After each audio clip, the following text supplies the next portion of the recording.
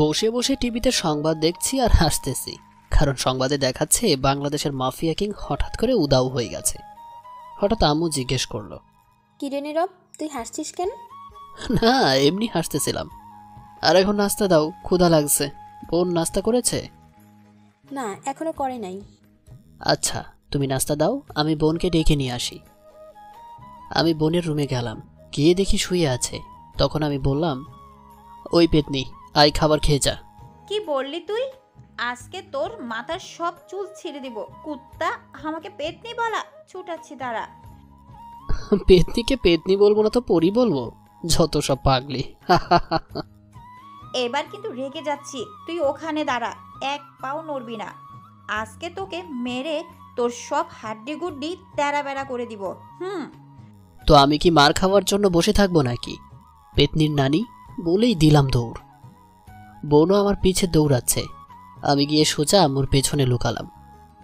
কিরে, তোরা এমন বাচ্চাদের মতো ঝগড়া করছিস কেন? তোরা এখন আর তো বাচ্চা নেই, এখন বড় হয়ে গিয়েছিস। আমি কি সাদে তোমার ছেলের পিছনে লাগি? তোমার বাদর ছেলে তো আমাকে রাগিয়ে দেয়। আম্মু আমার দিকে রেগে তাকালো, আমিও ফিক করে হেসে দিলাম। তখন বোন আম্মুকে বলল, দেখেছো কেমন বাদরের মতো হাসছে? মনটা চাইতেছে দাঁত ভেঙে দিতে। হয়েছে হয়েছে, আর কিছু ভাঙতে হবে না, এখন খেতে আয়। তারপর আমি এবং আমার বোন মিলে খাবার খেয়ে যে যার রুমে চলে গেলাম।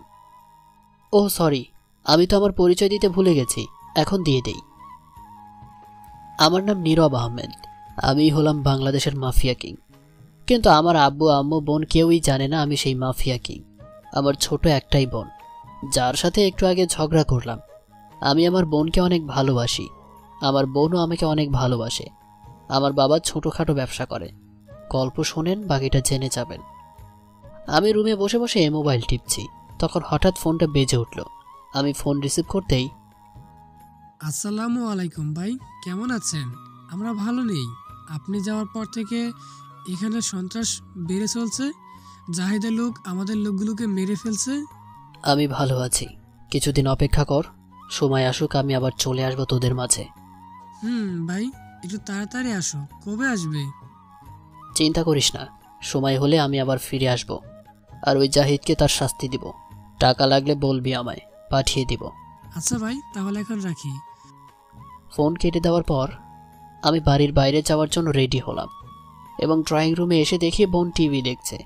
আমি বললাম, আদিবা, আম্মু কোথায় রে? ও, আপনাদের তো বলতে ভুলেই গেছি, আমার বোনের নাম আদিবা।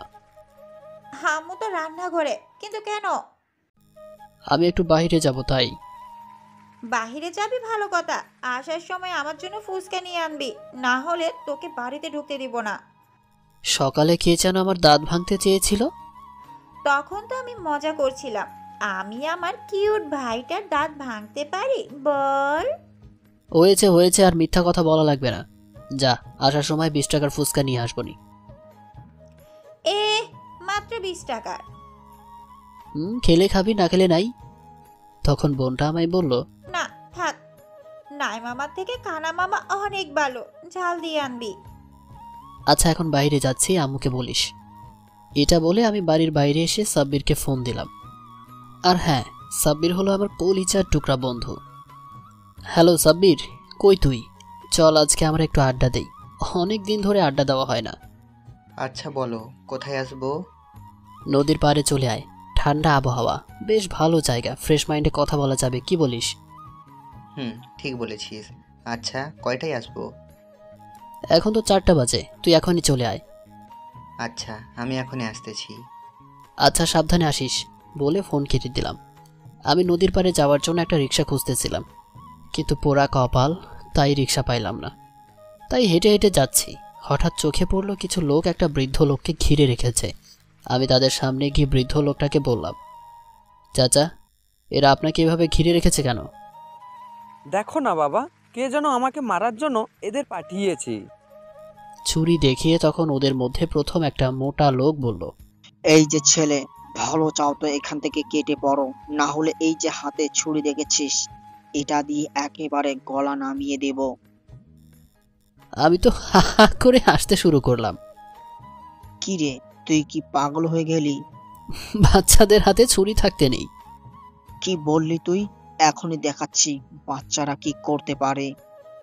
এটা বলে মোটা লোকটা এগিয়ে এসে আমার শার্টের কলার ধরে যখন আমার পেটে ছুরি দিয়ে আঘাত করতে যাবে, তখন আমি ছুরিটা ধরে দিলাম বুকে একটা লাথি। ছিটকে গিয়ে পড়লো কিছুটা দূরে। তখন আমি বললাম, ভালো চাস তো এখনই এখান থেকে কেটে পড়, না হলে সব কটাকে এমন কেলানি দেব না, টানা 30 দিন চলার মতো অবস্থায় থাকবি না। এই তোরা দাঁড়িয়ে কি দেখছিস? মার শালাকে। সবগুলো আমার উপর হামলা করলো। আমি আর কি করব, এক একটাকে ধরে ঘুষি লাথি দিয়েই চলেছি। হঠাৎ তাদের মধ্যে থেকে একটা লোক আমার হাতে ছুরি দিয়ে আঘাত করলো, ফলে আমার হাত কেটে গেল। মাথায় রাগ উঠে গেল। আজকে তোদের এমন অবস্থা করব যে সারা জীবন আমার মারের কথা মনে রাখবি বলে পাশে থাকা একটা রডের টুকরো উঠিয়ে সব কটার হাতে পায়ে বাড়ি দিতে লাগলাম। কিছুক্ষণ পর দেখলাম সবগুলো রক্তাক্ত হয়ে গেছে, কেউ আর মার খাওয়ার অবস্থায় নেই, তাই আর মারলাম না। বৃদ্ধ লোকটাকে বললাম, চাচা আপনি এখন বাড়ি চলে যান, আর পারলে থানায় একটা জিডি করে আসেন। বলা তো যায় না, আবার অন্য কেউ আপনার উপর হামলা করতে পারে। তারপর এটা বলে আমি কাছে এক ফার্মাসিতে গেলাম হাত ব্যান্ডেজ করতে। হাত ব্যান্ডেজ করে চলে গেলাম নদীর পাড়ে। গিয়ে দেখি সাব্বির বসে আছে। আমি ওর সামনে যাওয়ার পর সাব্বির বলল, কিরে, তোর আসতে এত দেরি হলো কেন? আরে রাস্তায় রিক্সা পাইনি, তাই দেরি হয়েছে। হঠাৎ সাব্বিরের নজর আমার হাতের উপরে পড়ে, তখন বলল, তোর হাতে কি হয়েছে? ব্যান্ডেজ করা কেন? আরে তেমন কিছু না, একটু কেটে গেছে।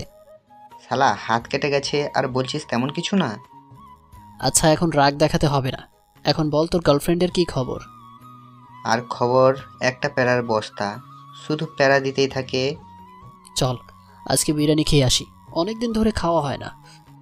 ঠিক বলেছিস, চল। চলুন এবার এই গল্পের নায়িকার সম্পর্কে কিছু জেনে আসি, আর দেখে আসি নায়িকা কি করে। বড়লোক বাবার একমাত্র মেয়ে মায়া। তার মা ছোট থাকতেই মারা যায়। বাবার অতি আদরের মায়া, কিন্তু তাদের পেছনে অনেক শত্রু লেগে আছে। আর তার একটাই কারণ, মায়ার বাবা একজন বড় ব্যবসায়ী বলে। বাবা বাবা টাকা দাও, শপিং করতে যাব। কালকে না 30,000 টাকা দিলাম, সে টাকা কি করেছিস? বন্ধুদের সাথে অনেক জায়গায় ঘুরেছি আর খাবার খেয়েছি, তাই টাকাটা খরচ হয়ে গেছে। এখন তুমি টাকা দাও। আচ্ছা এই নে আমার কার্ড, যা লাগে নিয়ে নিস। আচ্ছা ঠিক আছে আব্বু। মায়ামা, আমি ভাবছি তোর জন্য একটা বডিগার্ড রাখবো। তুই তো জানিস আমার পিছনে কত শত্রু লেগে আছে। আমি চাই না ওরা তোর কোনো ক্ষতি করুক। আচ্ছা রেখো, এখন আমি যাই। এদিকে আমি, দোস্ত আজ না অনেক ঘোরাঘুরি হয়েছে, অনেক খেয়ে ফেলেছি, এখন আমি বাসায় যাই, আর তুইও বাসায় যা। আচ্ছা, সাবধানে যাবি। আমি বাসার দিকে যাচ্ছি হেঁটে হেঁটে। হঠাৎ মনে পড়লো বোন ফুচকা নিতে বলেছে। এখন যদি ফুচকা না নিই, নিশ্চিত আমার মাথার চুল আজকে ছিঁড়বে। তাই দোকান থেকে 50 টাকার ফুচকা নিলাম। বাসায় পৌঁছে কলিং বেল বাজালাম। আম্মু এসে দরজা খুলে দিল। হঠাৎ কোথা থেকে যেন আদিবা দৌড়ে আসলো, এসেই বলল, আমার ফুসকা কই? আমি চালু করে আবার হাত পেছনে নিয়ে বললাম, কিসের ফুচকা? যা ভাগ, আমি কোনো ফুচকা টুচকা আনি নাই। আচ্ছা আনিস নাই, তাই না? আজকে এই বাড়িতে তোর জায়গা নেই, বাড়ি থেকে এক্ষুনি বের হ বলছি। আমি আম্মুর দিকে তাকালাম। আমি তোদের মধ্যে নেই, আমি গেলাম। হঠাৎ আদিবা বলল, কি রে, তোর হাতের পিছনে কেন? হাত সামনে আন বলছি। যে হাতে ফুচকা ছিল সেটা সামনে নিয়ে আসলাম। আদিবা আমার হাতে ফুচকা দেখে বলল, আদিবা খুশি হয়ে বলল, আমি জানতাম তুই ফুসকা নিয়ে আসবি, তুই তো আমার কিউট ভাইয়া। ফুচকা দেখে এখন আমি কিউট আর ভালো হয়ে গেলাম, তাই না? আরে তা না, আমি জানি আমার ভাই অনেক ভালো, আর তোর এই বোনটিকে অনেক ভালোবাসে। আমি কিছু বলতে যাব তার আগেই আদিবা আবার বলল, আচ্ছা তোর আরেক হাত পেছনে কেন? ওটা সামনে নিয়ে আয়।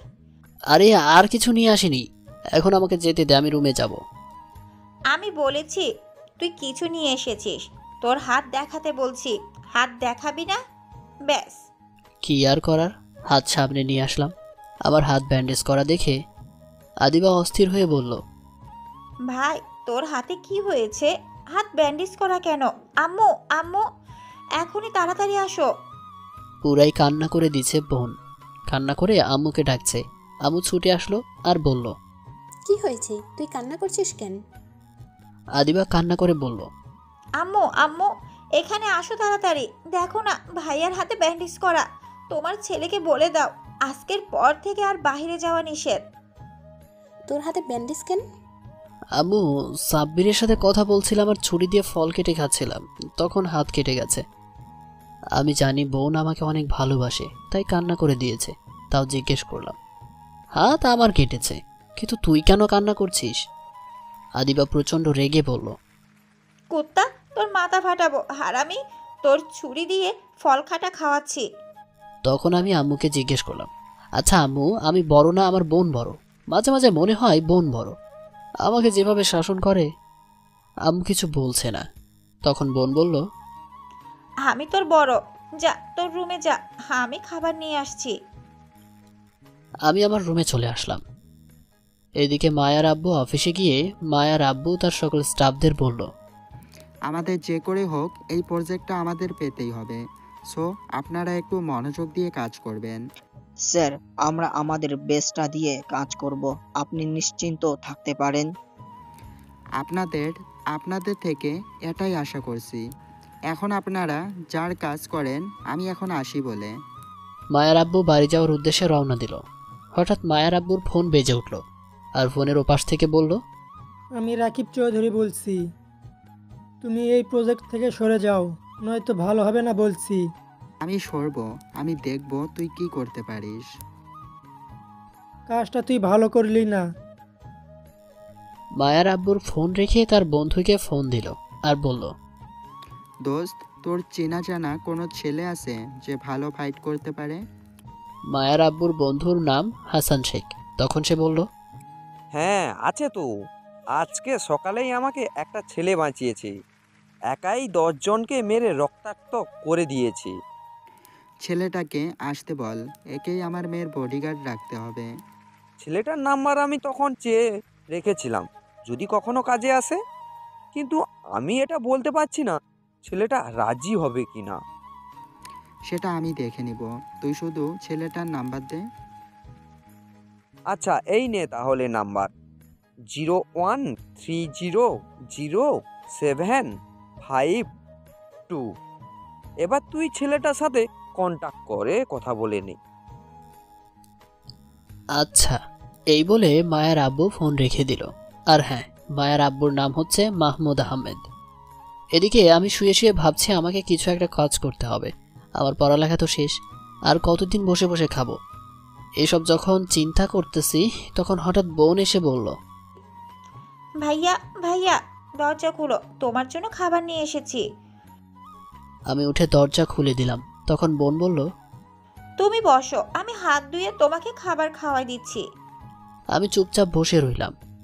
বোন হাত ধুয়ে এসে আমাকে খাইয়ে দিচ্ছে আর বলতেছে, তোমার কিছু হয়ে গেলে আমার সাথে কে ঝগড়া করবে বলো, আমি কাকে ভাইয়া ডাকবো? বোন কাঁদো কাঁদো কণ্ঠে বলল, আরে পাগলি বোন, আমার কাঁদে না, আমি তো আছি, আমার কিছুই তো হয় নাই, সামান্য একটু কেটে গেছে, হয়েছে, আর খাবো না। তুই খেয়েছিস? না, এখনো খাইনি, এখন গিয়ে খাবো। আমি তোকে খাইয়ে দেই, তুই খাবার নিয়ে আয়। সত্যি খাইয়ে দিবি তুই? বস, আমি খাবার নিয়ে আসছি। তারপর বোনটা গিয়ে খাবার নিয়ে আসলো। আমি খাইয়ে দিলাম বোনটাকে। তখন আমাকে ওষুধ খাইয়ে দিয়ে চলে গেল। আমিও ঘুমের রাজ্যে পাড়ি দিলাম।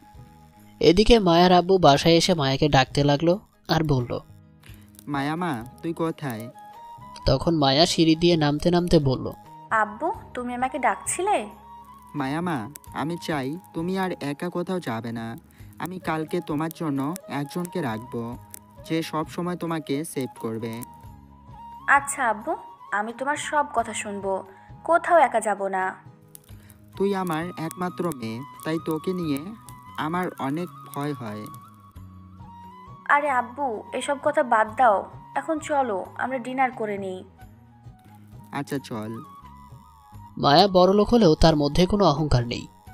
মায়া আর মায়ার আব্বু ডিনার করে যে যার রুমে চলে গেল ঘুমাতে। এদিকে আমি সকালে শুয়ে আছি। হঠাৎ মনে হলো ভূমিকম্প হচ্ছে। আমি লাফ দিয়ে উঠলাম। উঠে দেখি কই, সব তো ঠিক আছে। খেয়াল করি আমার বালিশ কাঁপছে।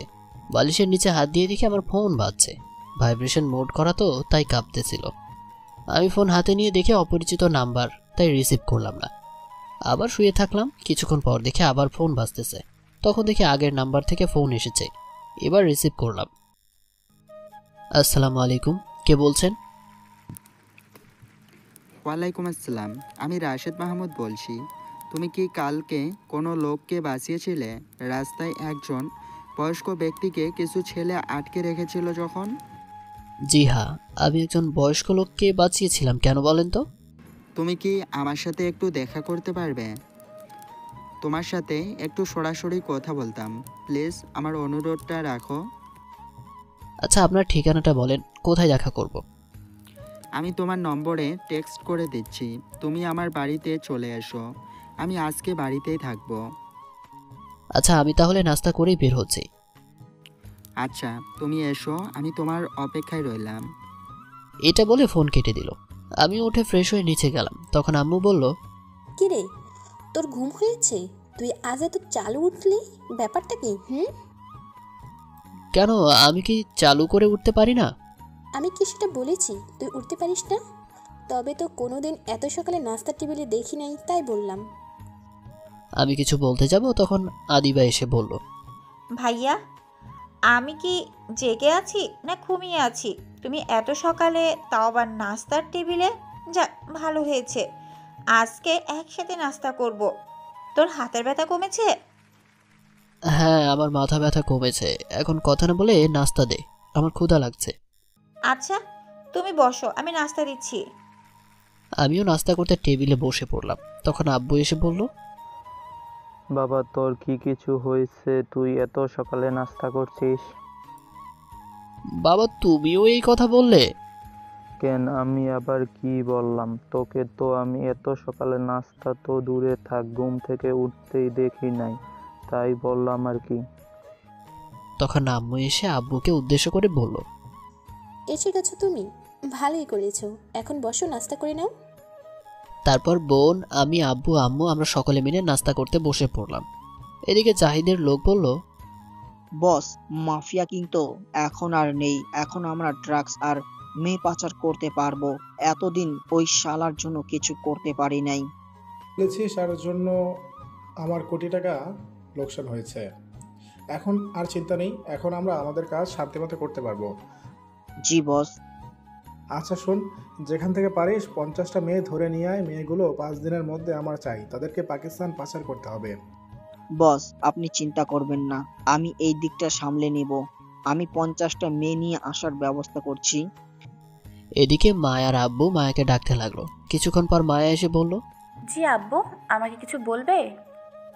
মা, আজকে তোর বডিগার্ড বানানোর জন্য একটা ছেলেকে ডেকেছি, দেখি সে আসে কি না। আসলে ছেলেটাকে তোর বডিগার্ড বানানোর জন্য যে করে হোক রাজি করাবো, কারণ তুই আমার একমাত্র মেয়ে। তুই ছাড়া আমার আর কে আছে বল? আব্বু, তুমি এত ইমোশনাল কেন বলো তো? আমার তো কিছুই হয় না, তার আগে কান্নাকাটি জুড়ে দাও। এখন চলো, নাস্তা করে নিবে, আবার তোমার ওষুধও খেতে হবে। চল তাহলে নাস্তাটা করি। এদিকে আমি নাস্তা করে রেডি হয়ে রুমে বসে আছি। হঠাৎ মনে পড়লো আমাকে তো একজনের সাথে দেখা করতে হবে। দেখি সে মেসেজে ঠিকানা পাঠিয়েছে কিনা। মেসেজ চেক করে দেখলাম ঠিকানা পাঠিয়েছে। আমিও ঠিকানা অনুযায়ী যাওয়ার জন্য ঘর থেকে বাহির হলাম। তখন বোন বলল, ভাইয়া, তুমি কোথায় যাচ্ছ? এই তো বন্ধুদের সাথে আড্ডা দিতে যাচ্ছি। সারাদিন কি আর ঘরে বসে থাকা যায় বল? একটু বাইরে থেকে ঘুরে আসলে ভালো লাগবে। অসহায়ভাবে বললাম, নয়তো যেতে দিবে না। আচ্ছা যাও, তাহলে কিন্তু আজকে সাবধানে থাকবে, তোমার যেন কোনো ক্ষতি না হয়। আর আসার সময় আমার জন্য চকলেট নিয়ে আসবে। বেশি চকলেট খাইলে দাঁতে পোকা হবে। না, হবে না, আমি দিনে 2 বার ব্রাশ করি। আচ্ছা বুঝছি, তোর সাথে কথাই পারা যাবে না চকলেট পাগলি বোন আমার। যা নিয়ে আসবো। আচ্ছা আমি তাহলে আসি। বলেই বাড়ি থেকে বের হয়ে রিক্সা খুঁজছি। আজ কপাল ভালো বলে একটা রিক্সা পেয়েও গেলাম। তখন রিক্সাওয়ালা মামাকে বললাম, মামা যাবেন এই ঠিকানায়? হ্যাঁ মামা, জামু, আপনি উঠেন। ভাবতে লাগলাম আমাকে একটা কাজ জোগাড় করতে হবে। আর কত আব্বু কষ্ট করবে। আরে আপনারা কি ভাবছেন একজন মাফিয়া কিং কি করে গরিব হয়, তাই তো? আসলে আমি যে সব খারাপ নেতা আছে তাদেরকে ভয় দেখিয়ে টাকা উঠাই, আর সেই টাকা আমি এতিমখানায় দান করি আর গরিব অসহায় মানুষদের জন্য খরচ করি। তাছাড়া একজন মাফিয়া কিংয়ের গ্যাং চালাতে টাকা লাগে, আর সেই টাকা আমি তাদের পেছনে খরচ করি, আবার নিজের কাছে খুব কম টাকা রাখি। এক কথায় আমি চাই আমার উপার্জনের টাকা দিয়ে আমার পরিবার চালাবো, আর আমি যে মাফিয়া কিংয়ের এটা কেউ জানে না। রিক্সাটা কতক্ষণ পর একটা বিশাল বাড়ির সামনে থামলো। মামা আইসা পড়ছি। তারপর আমি রিক্সা ভাড়া দিয়ে যখন আমি বাড়ির ভেতরে প্রবেশ করতে যাব তখন দারোয়ান বলল, কি চাই? আর আপনি না বলে বাড়িতে প্রবেশ করছেন কেন? আমাকে রাশেদ মাহমুদ দেখা করতে বলেছে। আচ্ছা, আপনি অপেক্ষা করুন, আমি স্যারের অনুমতি নিয়ে আসি। এই বলে দারোয়ান ভেতরে চলে গেল। আমি বাইরে দাঁড়িয়ে থাকলাম। কিছুক্ষণ পর দারোয়ান এসে বলল, আপনাকে স্যার ভেতরে যেতে বলেছে। আমি বাড়ির গেট দিয়ে ভেতরে প্রবেশ করে অবাক হয়ে গেলাম। আমি চারপাশ শুধু দেখছি আর সামনে যাচ্ছি। বাড়ির বাইরেটা অনেক সুন্দর করে সাজানো। তারপর আমি বাড়ির দরজায় গিয়ে কলিং বেল বাজালাম। কিছুক্ষণ পর একটা কাজের লোক এসে দরজা খুলে দিল। তখন আমি বললাম, তোমাদের স্যার কোথায়? ভেতরে আসেন। আমি ভেতরে গিয়ে দেখি এক ভদ্রলোক খবরের কাগজ পড়ছে। তখন আমি তাকে বললাম, আসসালামু আলাইকুম, আপনি কি রাশেদ মাহমুদ? জি, আমি রাশেদ মাহমুদ। তোমার নাম কি? আমার নাম নীরব। তা আপনি আমাকে কি জন্য ডেকেছেন?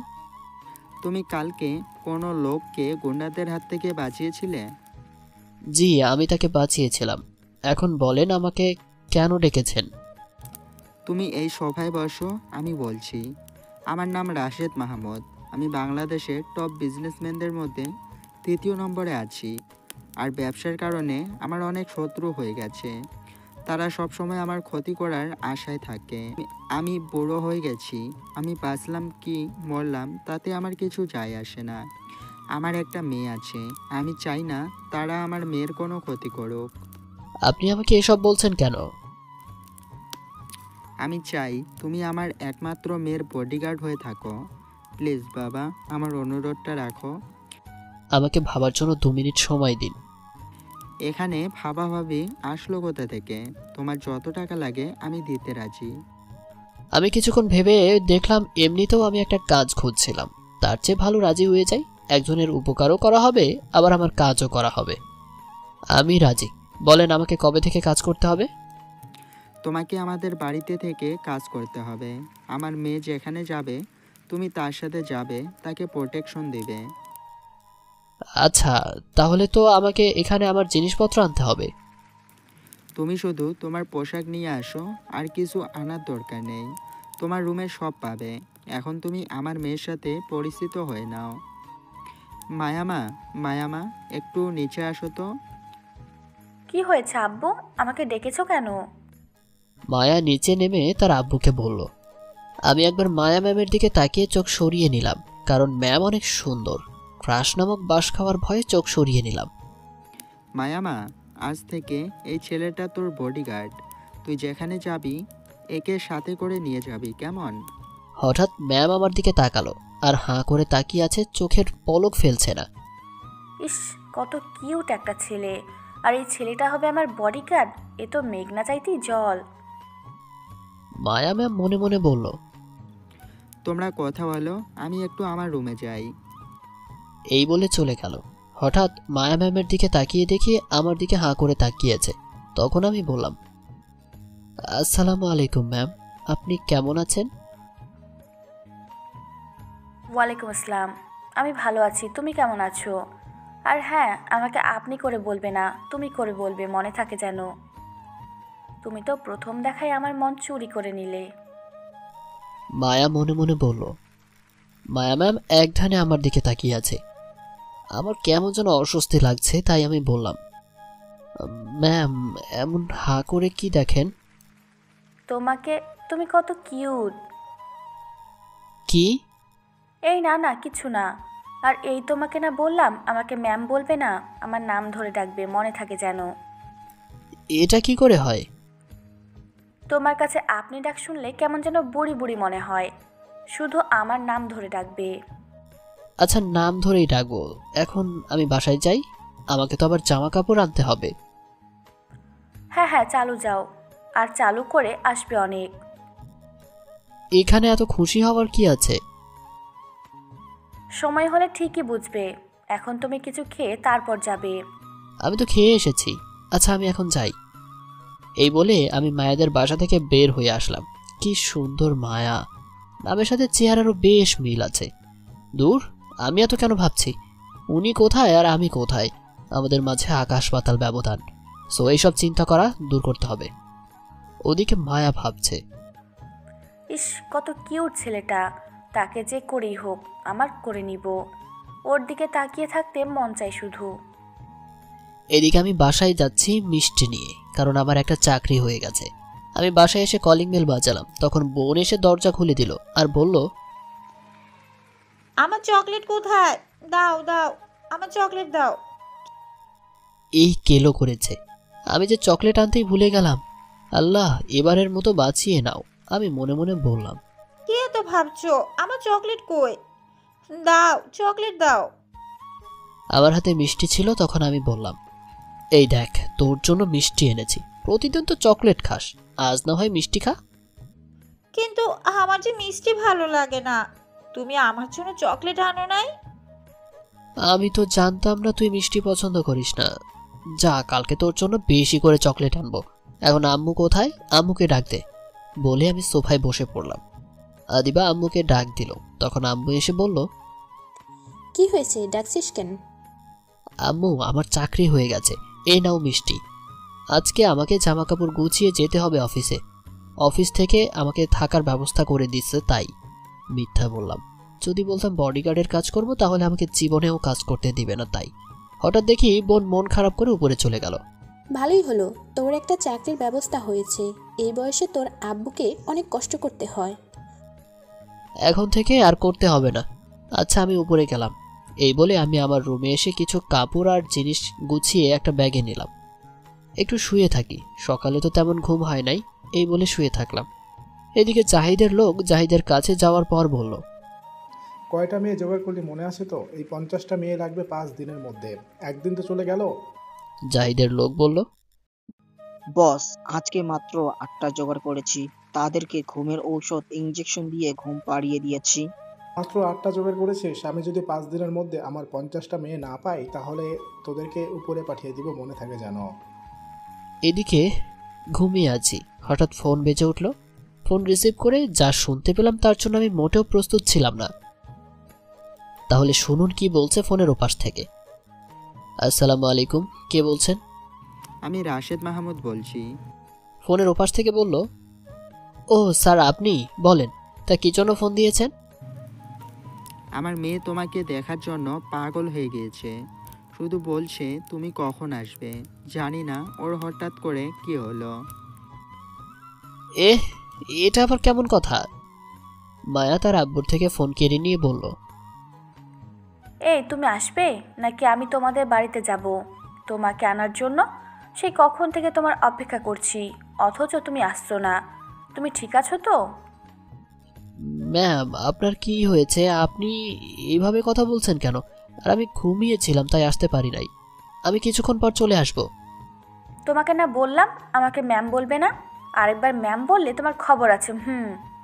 এখন তুমি চালু, আমাদের বাড়ি চলো, আসো। আচ্ছা আসছি, এই বলে আমি ফোন রেখে দিলাম। আর এইদিকে মায়া মনে মনে বলল, কুত্তা শয়তান বিলাই বান্দরটা ফোন কেটে দিল। কত কষ্ট করে আব্বুকে দিয়ে ফোন দেওয়ালাম, অথচ শয়তানটা আমার ফোন কেটে দিল। তুই শুধু একবার আয়, তোকে আমি দেখে নিব। আমার ঘুম নষ্ট করে তুই আরামে ঘুমোচ্ছিস। তোর ঘুম আমি ছুটাবো।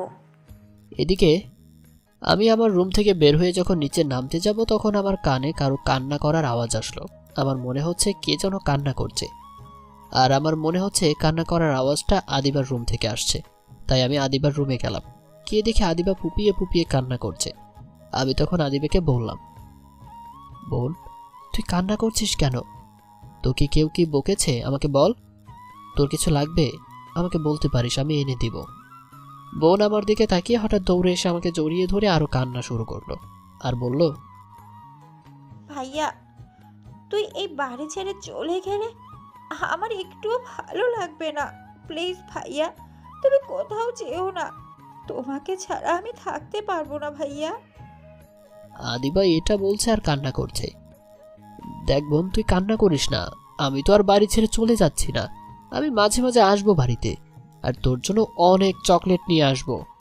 না, আমার চকলেট লাগবে না, আমি তোমাকে কোথাও যেতে দিব না ভাইয়া। বোন দেখ, আব্বুর বয়স হয়েছে, এই বয়সে আব্বু আর কত কষ্ট করবে তুই বল। তাই তো আমি কাজে যাচ্ছি, প্লিজ বোন তুই আর না করিস না। আচ্ছা, আমি তোমাকে আর আটকাবো না, কিন্তু মাঝে মাঝে আমাকে দেখতে আসবে কিন্তু।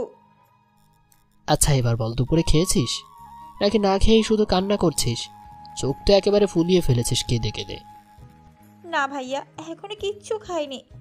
তুমি যখন চলে যাওয়ার কথা বলেছিলে তখন থেকে কান্না করছি রুমে বসে। পাগলি বোন আমার। আচ্ছা তুই বস, আমি খাবার নিয়ে আসছি। এই বলে আমি নিচে এসে আম্মুকে বলে খাবার আদিবার রুমে নিয়ে আসলাম। তখন আমি বললাম, হা কর, আমি খাইয়ে দিচ্ছি। বোন আমার চুপটি করে বসে আছে আর আমি তাকে খাইয়ে দিচ্ছি। আর খাবো না, এখন প্লেটটা আমাকে দাও, আমি তোমাকে খাইয়ে দিচ্ছি। বলে এক প্রকার জোর করে আমার থেকে খাবারের প্লেটটা নিয়ে আমাকেও খাইয়ে দিতে লাগলো। আম্মু দরজার আড়াল থেকে আমাদের দুই ভাই বোনের কাণ্ড দেখে মুচকি হেসে চলে গেল। আমি আদিবাকে খাবার খাইয়ে দিয়ে বললাম, এবার বাচ্চা মেয়ের মতো চুপ করে শুয়ে থাক, আর এই নিয়ে 200 টাকা, কাল স্কুলে যাওয়ার সময় চকলেট কিনে খাস, আর তোর কিছু লাগলে আব্বুকে বলবি। এই বলে আমি আমার রুমে এসে কিছুক্ষণ বসে থেকে ভাবলাম আর কি আছে নেওয়ার মতো। হঠাৎ একটা জিনিসের কথা মনে পড়লো। আমি আলমারির ড্রয়ার খুলে আমার একটা পিস্তল নিয়ে আমার কোমরে গুজে নিলাম। তারপর রওনা দিলাম মায়াদের বাড়ি যাওয়ার জন্য। রাস্তায় এসে আমি কানে হেডফোন লাগিয়ে গান শুনতেছি আর আশেপাশে তাকাচ্ছি, দেখি কোনো রিক্সা পাওয়া যায় কিনা। ব্যাগটা কাঁধে নিয়ে কিছু দূর সামনে যেতেই কিছু ছেলে আমার পথ আটকে দাঁড়ালো। তখন আমি বললাম, মামারা কি চাই, আমার পথ আটকে দাঁড়ালেন কেন? তাদের মধ্যে একটা ছেলে উঠে বলল, তুই আমাদের লোকদের মেরেছিস কেন? তারা তো তোর কোনো ক্ষতি করে নাই, আজ তার হিসাব করতে এসেছি। আমি আবার তোমাদের কোন লোকদের মারলাম? তখন কালো একটা মোটা ছেলে সামনে আসলো। আরে ভাই, ওই যে বৃদ্ধ লোকটাকে বাঁচাতে গিয়ে মেরেছিলাম সেই লোকটা। আমি ছেলেটাকে দেখে বললাম, কিরে তুই দেখি সুস্থ হয়ে গেছিস, যাক ভালো কথা, দোয়া করি তুই আরো বেশি দিন বেঁচে থাক। আচ্ছা ভাই, আপনি কে যে এদের হয়ে আমার কাছে ওকালতি করতে এসেছেন? আমি ওদের বস, আর এরা আমার হয়ে কাজ করে, আর আমার নাম হচ্ছে হাত কাটা জনি। আমি তাদের বসকে ভালো করে উপর থেকে নিচ পর্যন্ত দেখে বললাম, তা জনি ভাই, আপনার তো কোনো হাত অথবা পা তো কাটা নেই, তাহলে আপনার নাম হাত কাটা জনি হলো কি করে?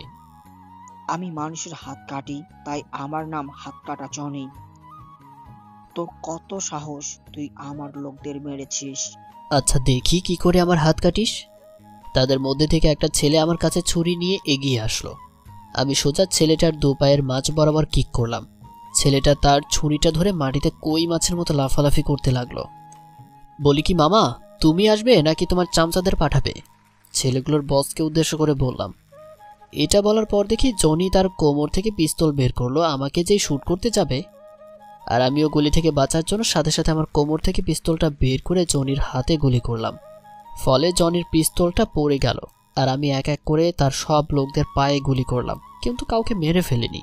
আমি জনির কাছে গিয়ে কটা ঘুষি লাথি দিয়ে জনির কপালে পিস্তল ঠেকিয়ে বললাম, তুই কি গাধা নাকি? তোর এতগুলো লোকদের মেরে সেদিন তক্তা বানালাম, আর আজকে এসেছিস আমাকে মারার জন্য? একটা কথা মনে রাখবি, বাঘকে কখনো খোঁচা দিতে আসিস না, তাহলে নিজের বিপদ নিজেই ডেকে আনবি। আর আজকের পর থেকে তোদের যেন আমার চোখের সামনে না দেখি। যা, তোকে এবারের মতো ছেড়ে দিলাম। তারপর আমি ওদের কাছ থেকে বিদায় নিয়ে যেতে লাগলাম মায়াদের বাড়িতে। আমি হাঁটতেছি আর আমার মনে হচ্ছে আমার পা কাঁপতেছে। হঠাৎ দাঁড়িয়ে খেয়াল করলাম আমার ফোন বাজতেছে। ধুর শালা, ফোনটা যে কেন ভাইব্রেশন মোড হয়ে যায় বুঝি না, মনে মনে বললাম। ফোনের দিকে তাকিয়ে দেখি আমার গ্যাংয়ের লোক মাসুম ফোন দিছে। আমি ফোনটা রিসিভ করলাম। আসসালামু আলাইকুম ভাই, আপনি কেমন আছেন? ভাই, একটা খবর পেয়েছি যে জাহিদ নামের এক মাফিয়া, সে আমাদের দেশ থেকে 50টা মেয়ে পাকিস্তানে পাচার করবে। ওয়ালাইকুম আসসালাম। আচ্ছা, মেয়ে পাচার হবে সেটা তুই কি করে জানলি? ভাই, আপনি কি ভুলে গেলেন বাংলাদেশে কম বেশি সব মাফিয়াদের কাছে আমাদের গুপ্তচর আছে? ভুলে গিয়েছিলাম। আচ্ছা, কবে পাচার হবে এটা জানতে পেরেছিস? জি ভাই, আর 2 দিন পর পাচার করবে। এই ঠিকানা থেকে কাজ করা হবে। ওই দিন আমরা সময় মতো পৌঁছে যাব ওই ঠিকানায়, আর মেয়েদের তো বাঁচাবো, সাথে ওই হারামি বাচ্চা জাহিদকে শিক্ষা দিব। এটা বলে আমি ফোন কেটে দিলাম। ওই দিন আমরা সময় মতো পৌঁছে যাব ওই ঠিকানায়, আর মেয়েদের তো বাঁচাবোই, সাথে ওই হারামির বাচ্চা জাহিদকে শিক্ষা দিব। এটা বলে আমি ফোন কেটে দিলাম। আমি হাঁটতে হাঁটতে মায়াদের বাসায় এসে দরজায় বেল দিলাম, আর সাথে সাথে দরজা খুলে দিল। মনে হয় কেউ দরজার পাশেই দাঁড়িয়েছিল। তাকিয়ে দেখি মায়া ম্যাম দরজা খুলে আমার দিকে রাগী দৃষ্টিতে তাকিয়ে আছে। তখন আমি বললাম, ম্যাম, আমার দিকে তাকিয়ে আছেন কেন? আমি কি কোনো ভুল করলাম? আর আপনি দরজার পাশেই দাঁড়িয়েছিলেন কেন? কারোর জন্য অপেক্ষা করছেন বুঝি? তোমার এত দেরি হলো কেন আসতে? সেই কখন থেকে তোমার জন্য দাঁড়িয়ে আছি। ম্যাম, আমার জানা মতে আমি তো এমন কোনো কাজ করি নাই যে আপনি আমার জন্য এখানে দাঁড়িয়ে থাকবেন। আমার মনটা চুরি করে এখন বলে আমি এমন কোনো কাজ করি নাই যে আমার জন্য দাঁড়িয়ে থাকবেন। মায়া ম্যাম আস্তে আস্তে বলল। ম্যাম, কি বললেন শুনতে পাইনি, একটু জোরে বলেন। না কিছু না, এই তোমাকে না বললাম আমাকে তুমি করে বলবে, আর একবার যদি ম্যাম বলেছিস তোকে খুন করে ফেলবো। না না না, থাক, আর ম্যাম বলবো না। এখন আমাকে আমার রুমটা দেখিয়ে দিন, আমি অনেক ক্লান্ত, একটু বিশ্রাম নিব আর কি। আচ্ছা, তুমি আমার সাথে আসো। আমি মায়ার পেছনে পেছনে যেতে লাগলাম। আমাকে আমার রুম দেখিয়ে মায়া বলল, আজ থেকে এটা তোমার রুম, তুমি এখন বিশ্রাম নাও, আর তোমার কিছু লাগলে আমাকে বলবে। আর ওই দেখো দেওয়ালে, ওটা কি? যেই আমি দেয়ালে কি আছে দেখার জন্য তাকালাম, মায়া হঠাৎ করে আমার গালে কিস করে দৌড় দিয়ে চলে গেল। আমি তো বরফের মতো জমে গেছি মনে হয়, হয়তো 2 মিনিট কোমায় ছিলাম। এখন তো আর ম্যাম বলা যাবে না, তাই এখন থেকে মায়া বলবো। এটা কি হলো? মায়া আমাকে কিস কেন করলো? না না, আমি এসব কি ভাবছি? এখন আমার একটু ঘুমানোর প্রয়োজন, তার আগে রুমটাকে একটু গোছানো দরকার। তারপর আমি রুমটাকে গুছিয়ে শুয়ে পড়লাম। ওইদিকে মায়া ভাবছে। মায়া মনে মনে বলল, ইস, এটা আমি কি করলাম? ওকে যে কিস করে ফেললাম, ও এখন কি ভাবছে? যা ভাবার ভাবুক, আমি তো ওকে আমার মতো করে আদর দিয়েই যাব। তার আগে জানতে হবে তার কোনো গার্লফ্রেন্ড আছে কিনা। এইদিকে আমি, এই তুমি আমার কাছে আসবে না? কেন, কি হয়েছে জানো? আসো, তোমাকে একটু আদর করি। না, তোমার আদর আমার দরকার নেই, আমার বউ আমাকে আদর করবে। তাহলে আমি তোমাকে আমার বর ভেবে আদর করি, আসো। আমি না বলতে যাব তার আগে মেয়েটির 4 ঠোঁট এক করে দিল। আমি শুধু করছি, আমি মেয়েটির শক্তির সাথে পেরে উঠছি না। হঠাৎ মেয়েটি আমার ঠোঁটে কামড় দিল। আমি আহ বলে চোখ মেলে তাকিয়ে দেখি আমি বিছানায় শুয়ে আছি। ও, তার মানে আমি এতক্ষণ স্বপ্ন দেখলাম? কি আর কমু দুঃখের কথা, পিওর সিঙ্গেল তো, তাই মনে হয় এইসব স্বপ্ন দেখলাম। আমি ফোনটা হাতে নিয়ে দেখলাম রাত 7টা বাজে। কিছুক্ষণ ফোনটা ঘাটাঘাটি করে বসে রইলাম। হঠাৎ মনে হলো কে যেন দরজায় টোকা দিল। আমি দরজার দিকে তাকিয়ে দেখি মায়া মাথা নিচু করে দাঁড়িয়ে আছে। কিছু বলবেন? না, তোমার সাথে একটু গল্প করতে এসেছি। আচ্ছা, ভেতরে আসেন, বলেন কি গল্প করবেন। আমি তো কোনো গল্প পারি না। আচ্ছা, তোমার পরিবারে কে কে আছে? আমার পরিবারে আব্বু, আম্মু, আমার ছোট একটা বোন আছে। তা তোমার কোনো জিএফ নাই? না, এইসব আজব প্রাণী আমি রাখি না, আমি জাতীয় পিওর সিঙ্গেল। সত্যি তোমার গার্লফ্রেন্ড নাই? না, নেই। মায়া মনে মনে বলল, যাক বাবা, বাঁচা গেল। এখন তো আর আমার কোনো চিন্তাই রইল না। কালকেই তোমাকে আমার মনের কথা বলে দিব। বলা তো যায় না কোন পেট নিয়ে এসে তোমাকে আমার কাছ থেকে নিয়ে যায়। কি এত ভাবছো? না কিছু না, চলো ডিনার করে আসি। আচ্ছা চলো। আমি আর মায়া নিচে গেলাম ডিনার করতে। যে দেখি মায়ের আব্বু সোফায় বসে আছে। তখন মায়া তার আব্বুকে বলল, আব্বু, তুমি কখন আসলে? এই তো কিছুক্ষণ আগে আসলাম। তা তুমি তোমার জিনিসপত্র নিয়ে আসছো? মায়ার আব্বু আমাকে উদ্দেশ্য করে বলল, জি স্যার, এনেছি। আমাকে স্যার বলার দরকার নেই, আজ থেকে আমাকে আঙ্কেল বলবা, কেমন? জি স্যার, অধ্যক্ষ আঙ্কেল। হ্যাঁ, এখন ঠিক আছে, চলো ডিনার করে আসি। আমি আর মায়া এবং আঙ্কেল মিলে ডিনারটা করে নিলাম। তারপর আমি আমার রুমে এসে বসে রইলাম, ভাবছি এখন কি করব। বাড়িতে থাকলে বোনটার সাথে মজা করতে পারতাম। এখন বোনটার কথা খুব মনে পড়ছে। আমি বাড়িতে ফোন দিলাম। আম্মু ফোন তুলল। আসসালামু আলাইকুম আম্মু, কেমন আছো? তোমরা রাতের খাবার খেয়েছো? ওয়ালাইকুম আসসালাম। হ্যাঁ বাবা, আমরা খেয়েছি, তুই খেয়েছিস? আম্মু, আমিও খেয়েছি। আচ্ছা, আমার ছোট বোনটা কি করে? আর বলিস না, তুই বাড়ি থেকে যাওয়ার পর থেকেই মন খারাপ করে বসে আছে। ও, এই ব্যাপার। আচ্ছা, বোনের কাছে ফোন দাও তো, আমি কথা বলবো। আদিবা, আদিবা, কই গেলি? জলদি এদিকে আয়, তোর ভাই ফোন দিয়েছে, তোর সাথে কথা বলবে। আদিবা দৌড়ে এসে আম্মুকে বলল। দাও দাও, ফোন দাও, আমি ভাইয়ের সাথে কথা বলি। আদিবা আম্মুর থেকে ফোন নিয়ে বলল, ভাইয়া তুমি কেমন আছো? তুমি রাতে খেয়েছো? বোন, খেয়েছি। তুই খেয়েছিস? আর হ্যাঁ, আমি ভালো আছি। তুই কেমন আছিস? ভাইয়া তোমাকে ছাড়া ভালো লাগে না। কাঁদো কাঁদো কণ্ঠে আদিবা বলল। বোন, তুই এমন করলে কিন্তু আমি কষ্ট পাবো। তুই কি চাস তোর ভাই কষ্ট পাক? আচ্ছা যাও, আর মন খারাপ করবো না। মনে থাকে জানো। মনে থাকবে। তুমি নিজের প্রতি যত্ন নিও। আচ্ছা, পাখা বুড়ি একটা। ভাইয়া, এটা কিন্তু ঠিক না, আমার মতো পিচ্ছি একটা মেয়েকে বুড়ি বললা। ওরে, ওটা তো কথার কথা, তুইও না। আচ্ছা, আম্মুর কাছে ফোন দে। বোন আম্মুর কাছে ফোন দিল। হ্যাঁ বল। আব্বু কই? তোর আব্বু এখনো কাজের থেকে আসেনি। আচ্ছা, তোমরা ভালো থেকো, এখন ফোন রাখি। এটা বলে ফোন রেখে দিলাম। আর মনে মনে বললাম, জাহিদ, তোর তো একটা ব্যবস্থা করতে হবে। তুই আমার লোকদের মেরেছিস, কিছু বলি নাই। এখন তুই মেয়ে পাচার করবি, এটা তো মানা যায় না। এর আগে তোকে অনেকবার সাবধান করেছিলাম, তবু তুই শুনলি না। তোকে তো আমি শেষ করে দিব। না, অনেক রাত হয়েছে, তাই আমি ফোনটাকে সাইলেন্ট করে শুয়ে পড়লাম। এদিকে মায়া। না, কাল যে করেই হোক নীরবকে আমার মনের কথা বলে দিব। কাল তো আবার আমার ভার্সিটি যেতে হবে। ভার্সিটি থেকে ফেরার পথে না হয় আমার মনের কথা নীরবকে বলে দিব। এখন বাচ্চা মেয়ের মতো চুপ করে শুয়ে থাকি।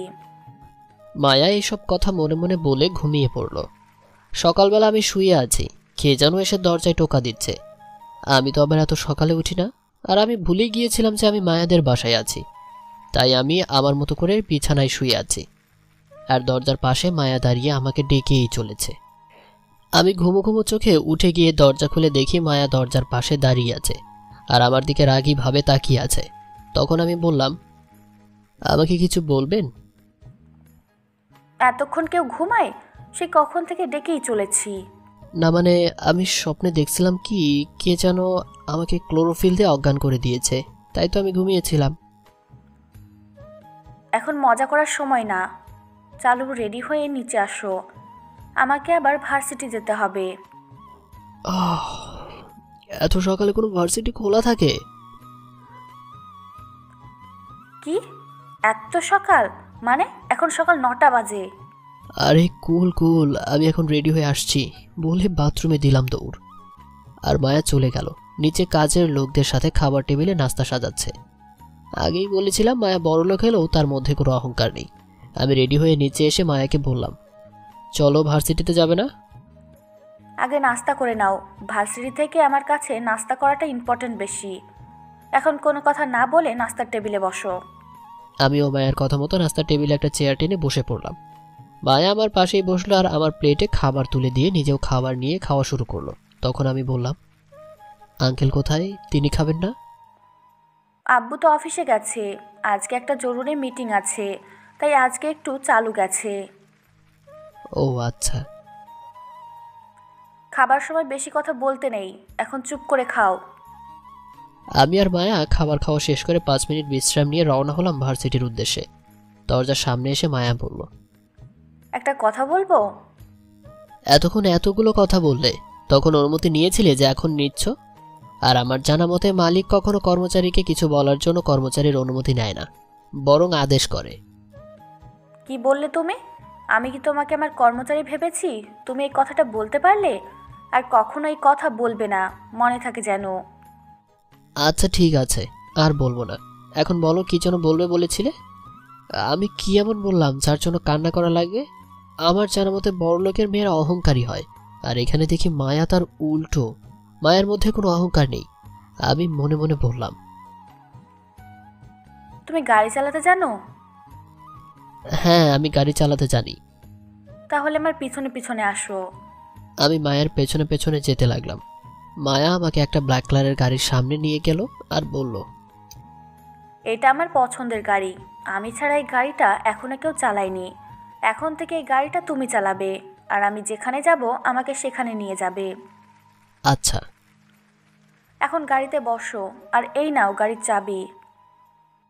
মায়া আমাকে গাড়ির চাবি দিয়ে গাড়ির সামনের সিটে বসে পড়ল। আমি গাড়ির ড্রাইভিং সিটে বসে গাড়ি স্টার্ট দিলাম আর মায়ার বলা ভার্সিটিতে নিয়ে যেতে লাগলাম। আমি ড্রাইভিং করছি আর মায়া তার মতো করে কথা বলেই যাচ্ছে।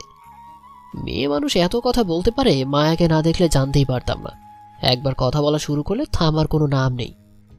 আমি গাড়িটি নিয়ে গিয়ে ভার্সিটির মাঠে থামালাম। তা মায়া খেয়াল করে নাই, সে তো কথা বলেই যাচ্ছে। তখন আমি তাকে বললাম, মায়া ম্যাম, আমরা ভার্সিটিতে এসে গেছি। এখন কি আপনি গাড়িতেই বসে থাকবেন? ও, আমরা এত তাড়াতাড়ি এসে পড়লাম, আমি তো খেয়ালই করলাম না। এত কথা বললে কি আর খেয়াল থাকে? তার মানে তুমি কি বলতে চাইছো, আমি বেশি কথা বলি? এখন কি এখানে ঝগড়া করবেন নাকি ক্লাসে যাবেন? তোমাকে পরে মজা বুঝাবো। আর তুমি গাড়ি পার্কিং করতে চাইলে আশেপাশে থেকে ঘুরে আসতে পারো। মায়া গাড়ি থেকে নেমে ক্লাসের দিকে চলে গেল আর আমি গাড়ি পার্কিং করে ভার্সিটির মাঠে কিছু গাছ দেখা যাচ্ছে, সেখানে আবার বসার জন্য বেঞ্চ আছে। আমি সেখানে গিয়ে চুপ করে বসে পড়লাম। আমি আশেপাশে তাকিয়ে দেখি কিছু মেয়ে আমার দিকে হাঁ করে তাকিয়ে আছে আর একে অপরের সাথে ইশারা করে কি যেন বলছে। কোনোদিন ছেলে দেখে নাই নাকি? আমার দিকে এভাবে তাকানোর কি আছে? আমি মনে মনে বললাম। আমি মাথা নিচু করে ফোন টিপতেছি। এদিকে মায়া তার বান্ধবীদের কাছে যাওয়ার পর বলল, কি রে মায়া, কখন আসলি? মায়ার বান্ধবীর নাম হলো নীলা, রিমা আর রুমি। এই তো এইমাত্র আসলাম। তখন ক্লাসের বেল পড়ে গেল। মায়ার বান্ধবীরা ক্লাসে চলে গেল।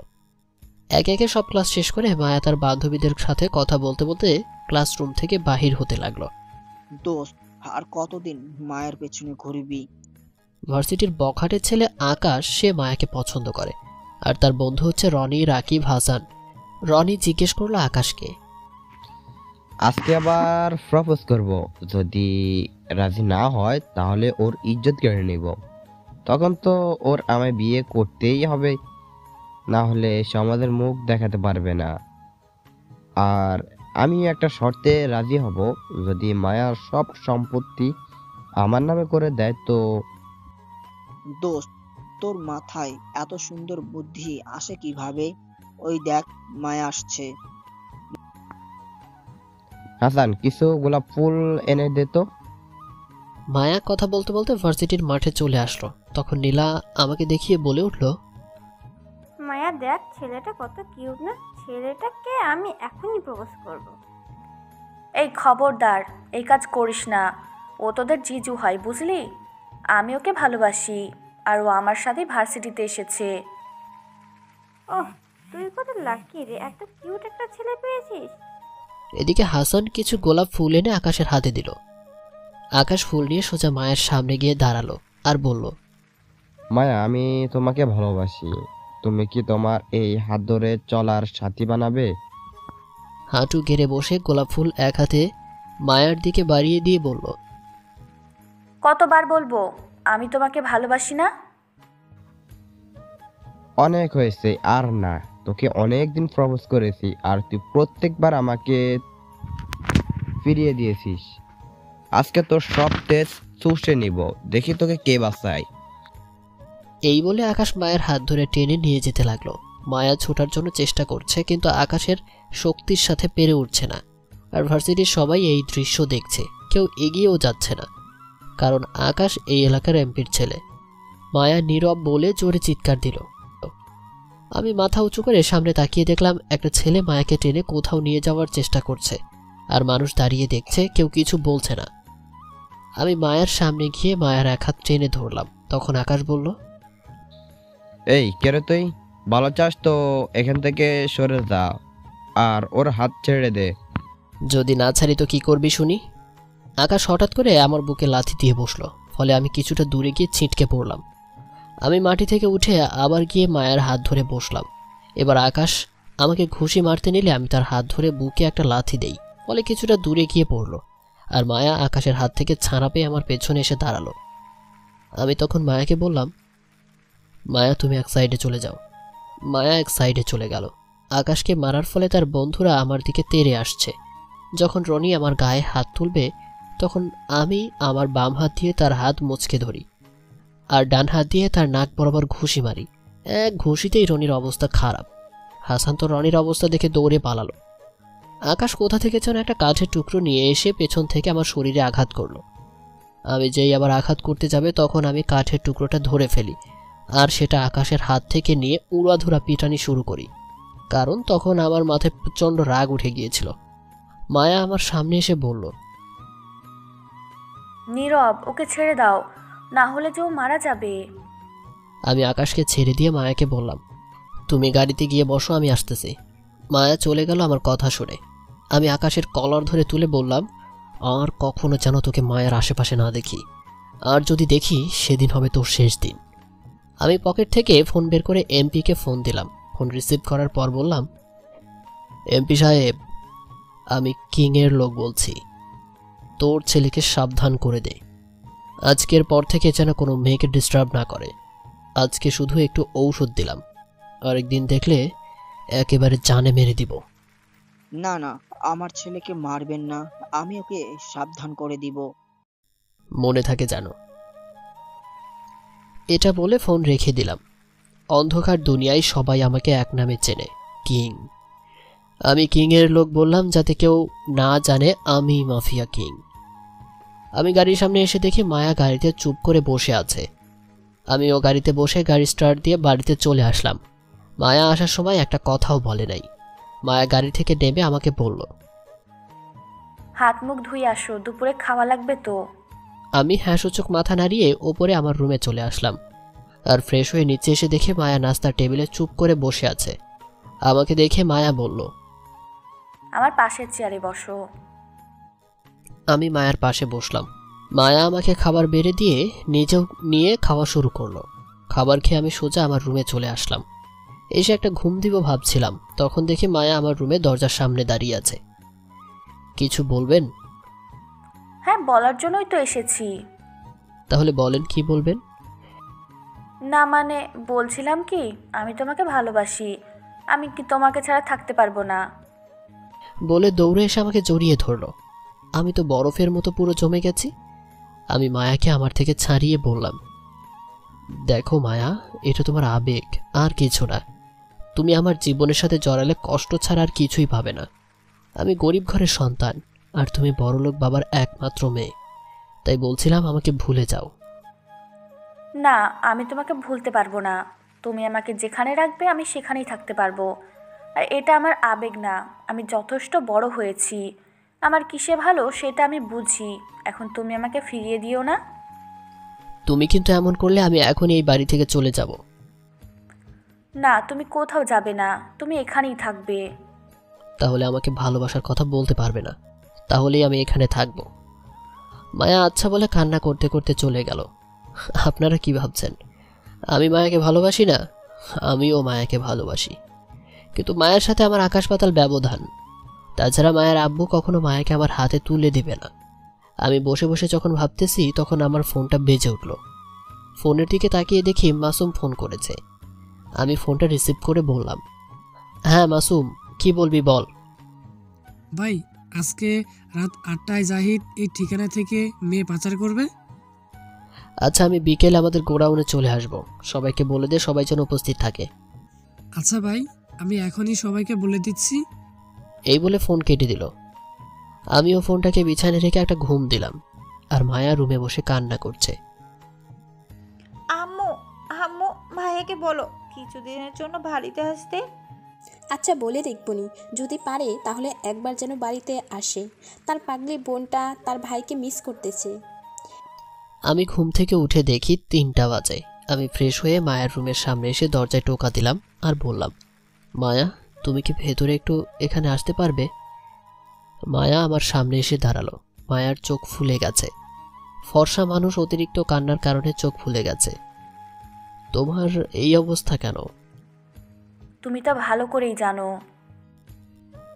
না, আমি জানি না, আর আমার জানার প্রয়োজন মনে করছি না। দরজা তো খোলাই ছিল, তুমি ভিতরে আসলে না কেন? না বলে একটা মেয়ের রুমে প্রবেশ করা ঠিক না। এই রুমের এবং এই রুমের যে থাকে তার প্রতি তোমার অধিকার আছে। কি রকম? আমি তোমার হবু বউ। দেখা যাবে। আচ্ছা, এইসব বাদ দাও তো এখন। আমি একটু বাইরে যাব, আমার আসতে রাত হতে পারে আজকের জন্য। তুমি না হয় একটু কোথাও যেও না, হ্যাঁ? কেন, আমি একা যেতে পারবো না? তুমি একা বের হলে তোমার ক্ষতি হতে পারে। আমার ক্ষতি হলে তোমার কি?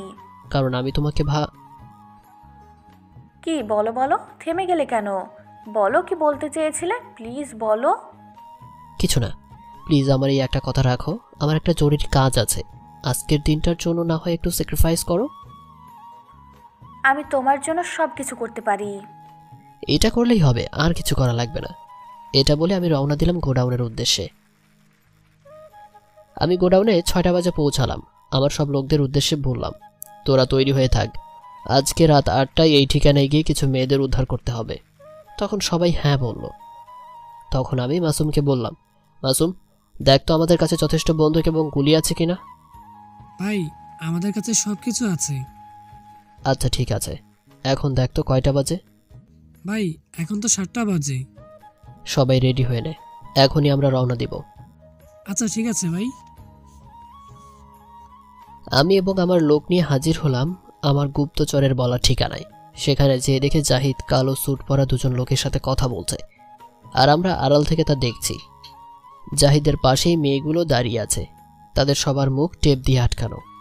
জাহিদ কালো স্যুট পরা লোকদের সাথে হাত মিলিয়ে একে একে সব মেয়েদের কন্টেনারের মধ্যে ঢুকাতে লাগলো। যখন সব মেয়েদের কন্টেনারে ঢুকিয়ে কন্টেনারের দরজা আটকালো, তখন আমি আমার লোকদের বললাম, শুরু কর অ্যাকশন। আমার কথা মতো আমার সব লোক দৌড়ে গেল আর গুলি করতে লাগলো। আর এমন আচমকা আক্রমণের জন্য জাহিদ প্রস্তুত ছিল না, ফলে তার অনেক লোক গুলি লেগে নিহত হয়।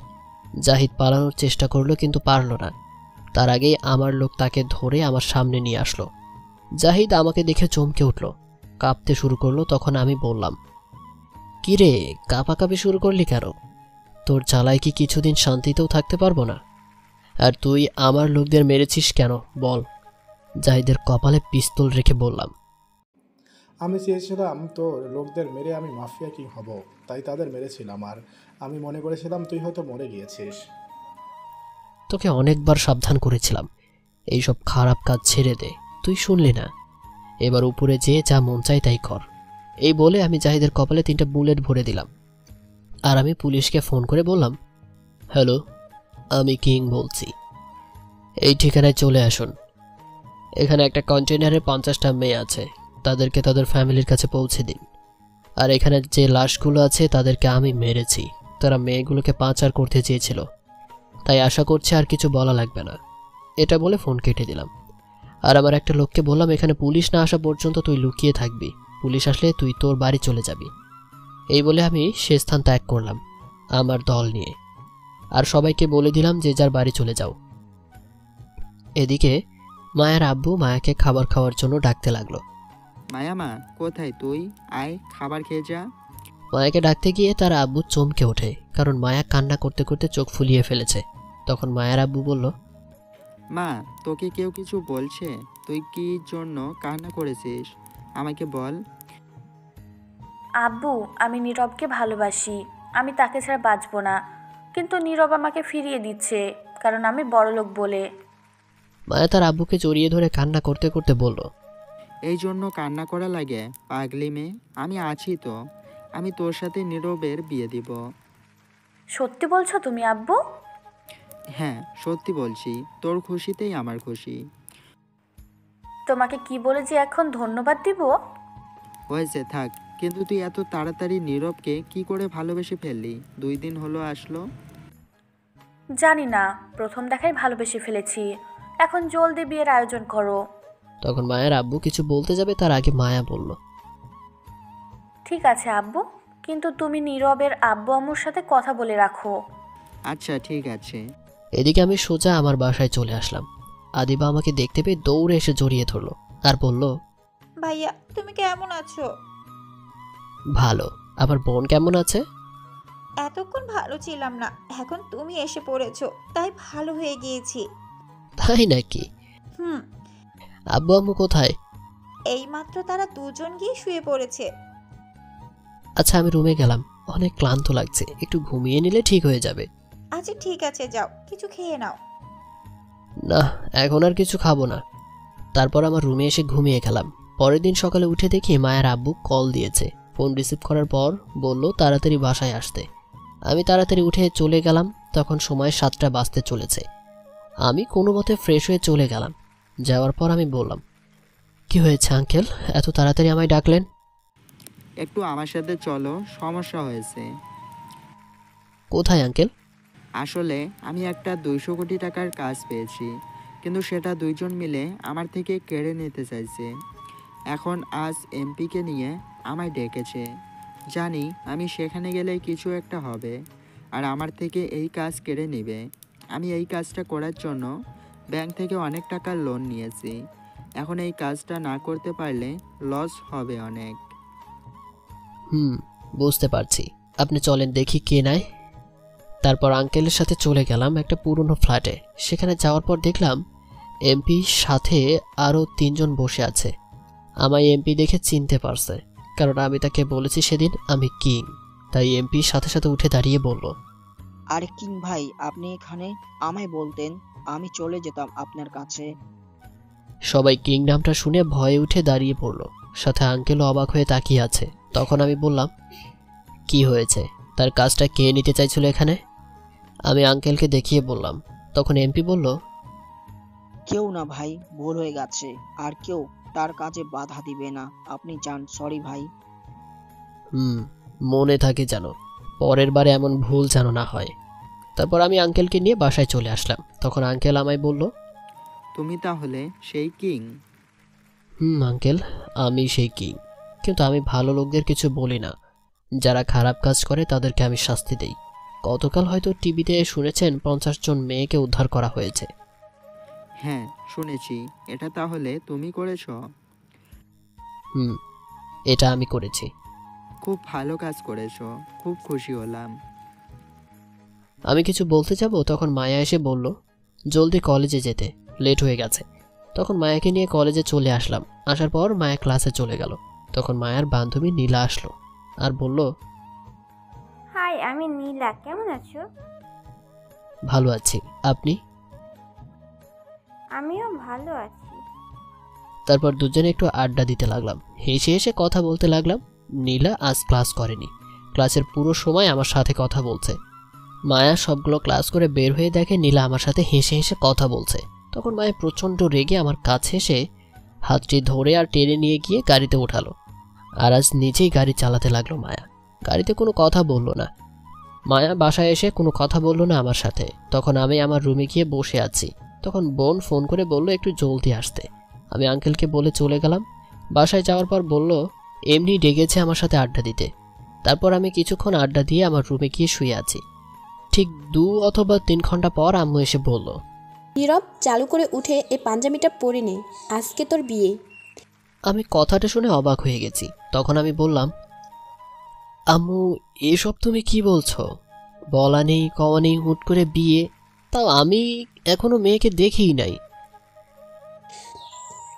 তোর দেখা লাগবে না, আমরা দেখেছি এবং আমাদের ভালো লেগেছে। আমরা এই মেয়েকে হাতছাড়া করতে চাই না, তাই তো হুট করে বিয়ে দিচ্ছি। আম্মু আমি এখন বিয়ে করব না। তুই কি তোর আম্মুর এই একটা কথা রাখতে পারবি না? যদি না রাখিস তাহলে আমার মরা মুখ দেখবি।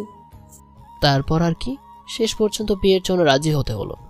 কিন্তু তখন মায়ের জন্য খারাপ লাগতে শুরু করলো। আমিও তো ভালোবাসি, কিন্তু কি করব আমি, এখন কিছু করার নেই। আমি পাঞ্জাবি পরে নিচে নেমে দেখি একটা মেয়ে ঘোমটা দিয়ে বসে আছে, সাথে 2 জন লোক আর আঙ্কেল আছে। হয়তো মায়া আসেনি, কাজী সাহেব আছে। আমাকে বিয়ে দেওয়ার জন্য সবকিছু প্রস্তুত করে রেখেছে দেখছি। কথাটা মনে মনে বললাম। শেষ পর্যন্ত বিয়েটা হয়ে গেল। এখন আমি আমার রুমে যেতে ভয় পাচ্ছি আর খারাপ লাগছে মায়ার জন্য। বুকে ফু দিয়ে 2 কেজি সাহস নিয়ে রুমে প্রবেশ করলাম।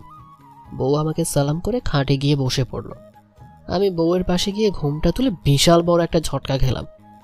আরে আমার বউ কই? এ তো দেখি মায়া বসে আছে। তখন আমি বললাম, তুমি এখানে? তো কাকে আশা করছিলে? নীলাকে? তোমার সাথেই আমার বিয়ে হয়েছে। তুমি আমায় রেখে নীলার সাথে গিয়ে প্রেম করো, তাই না? ডাইরেক্ট তোমায় বিয়ে করে নিজের করে নিলাম। কি? কেমনে কি করলে এটা? আগে চলো নামাজ পড়ে নিই, তারপর বলবো। নামাজ পড়া শেষে এবার বলো। একদিন তুমি যখন দুপুরে ঘুমিয়েছিলে তখন আমি তোমার রুমে যাই। তোমাকে দেখার জন্য বিছানার পাশে তোমার ফোন পাই, কিন্তু তোমার ফোনে তো কোনো লক ছিল না। আমি তখন ফোনে দেখতেছিলাম তুমি কোনো মেয়ের সাথে কথা বলো কি না, কিন্তু তোমার ফোনে কোনো মেয়ের নাম্বার পাইনি, সব ছেলেদের নাম্বার। আম্মু নাম দিয়ে সেভ করে এই নাম্বারটা আমি তখন আমার ফোনে তুলে নিই, যাতে পরে কাজে লাগে। আর যখন তুমি নীলার সাথে কথা বলছিলে তখন রাগ হয়েছিল অনেক, কিন্তু তোমাকে হারিয়ে ফেলার ভয় হয়েছে অনেক। তখন তোমাকে দিয়ে জলদি বাসায় চলে আসলাম। আর তুমি বাড়ি চলে যাও। কিছুক্ষণ পর বাড়ি যাওয়ার পর আমি আব্বুকে বলি আসতে, আর আমি কান্না করে বলি আজ বিয়ে করব। তোমায় আব্বু প্রথমে রাজি ছিল না, রাজি হয়েছে। আর একটা কথা, আমি যে তোমায় ভালোবাসি সেটা গতকাল বলে দিয়েছি আব্বুর কাছে। আব্বুর কথা মতো তোমার আম্মুকে আমি ফোন দিয়ে বলেছি আমি তোমাকে ভালোবাসি, তোমাকে ছাড়া বাঁচবো না। তোমার আব্বু আম্মুকে আমাদের বাড়িতে ডেকে নিয়ে অনেক বোঝানোর পর তারা রাজি হয়েছে, আর তোমার সাথে আমার বিয়ে দিয়েছে। ও, কি বুদ্ধি তোমার মাথায়, বাবা! এখন কি কথা বলেই রাত পার করবে নাকি কিছু করবে? আদর করো আমায়। আর আমার কিন্তু টুইন বেবি চাই। তাই নাকি? তাহলে চলো কাজে লেগে পড়ি। আমার লজ্জা করে না বুঝি? এখানে তো তুমি আর আমি, আর তো কেউ নেই। ওই যে দেখো তোমার দুষ্টু পাঠকেরা কিভাবে তাকিয়ে আছে। এই ভাইরা এবং আপুরা, আপনারা এখন যান, আর আমি ভাষ্যটা করে ফেলি। আমি মায়াকে খাটে শুইয়ে দিয়ে তার ঠোঁট জোড় আমার দখলে নিয়ে কিস করেই চলেছি। মায়াও আমার সাথে সমান তাল মিলিয়ে চলেছে, আর বাকিটা ইতিহাস পাতিহাস।